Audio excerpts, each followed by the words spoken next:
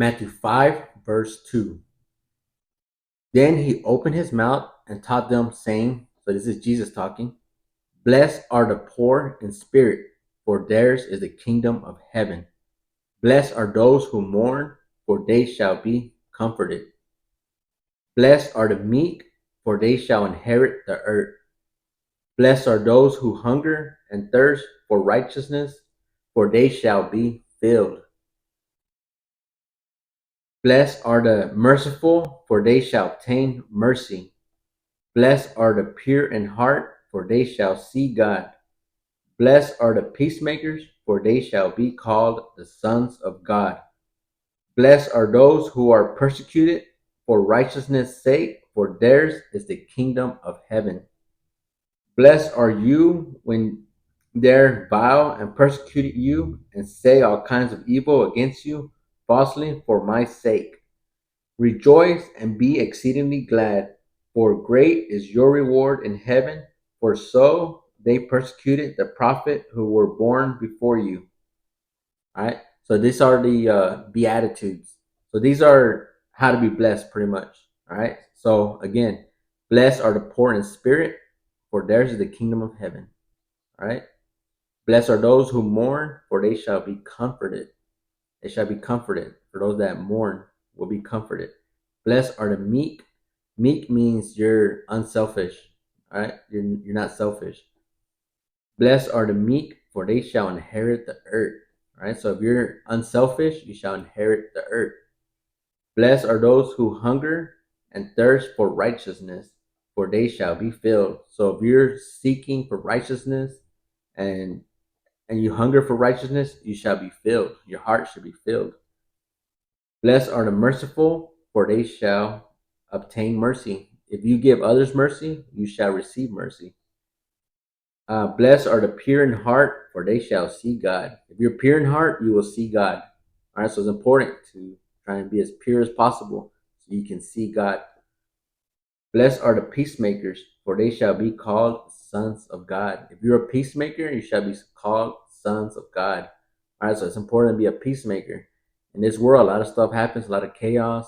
Are you going to add to the chaos, or are you going to be a peacemaker?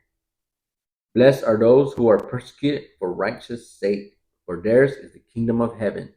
So the kingdom of heaven is for those who are persecuted for righteous sake, for those who are trying to set right, for those who are standing up for righteousness, for those are the kingdom of heaven.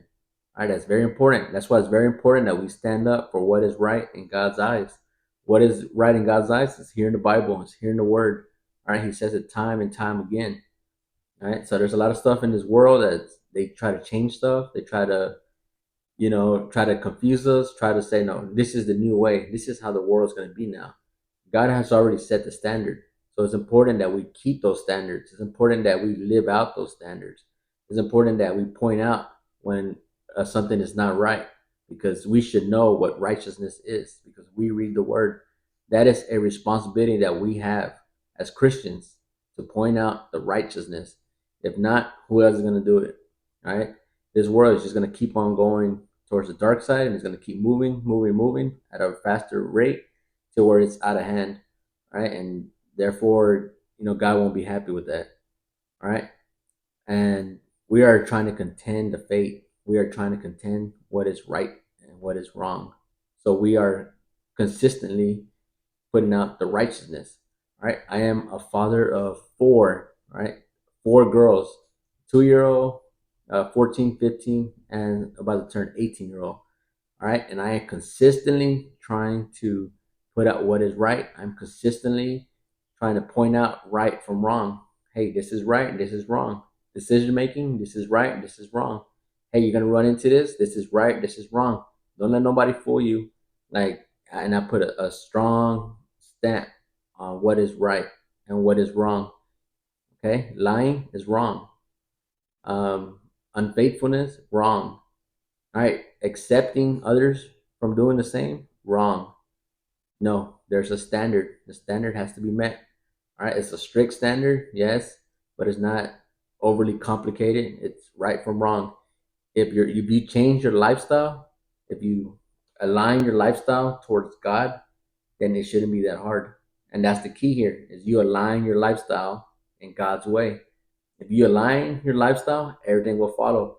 If you read your word, you go to church, and you're around other Christians, you fellowship, it should not be hard to follow God's standard.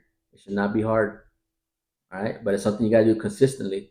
Now, if you do those that I just mentioned, but also you do worldly stuff like drink and, you go out, on weekend party and this and this, you hang out with people that fornicate, then it's going to be hard. Why? Because they're going to influence you to do darkness.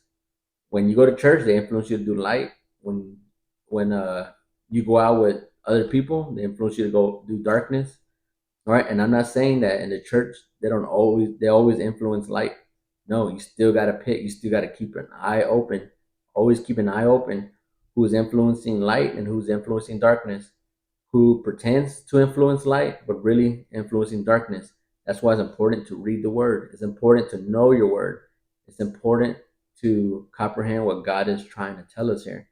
It's important to follow what God is trying to tell us here. That's what is important. All right, that way you can be able to tell right from wrong. All right, that way you can be able to tell when, hey, that doesn't sound right. And then you can question. All right, you can discern and, like, you know what, that's not right. I need to stay away from that, and I need to move forward. All right, so that is the easiest way to live a Christian life. Align your life in a Christian manner, in God's way. All right, a lot of times they say align your life in the church way. No, it's aligning your life in God's way, and this will never fail you. The Bible will never fail you. A church might fail you. They can. They're very it's very vulnerable. People can come in and infiltrate the church, but this word cannot be infiltrated.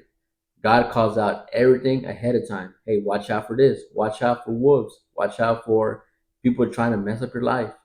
God tells you how to find that, how to see that. Judge them by his fruits. All right, you judge somebody by their fruits.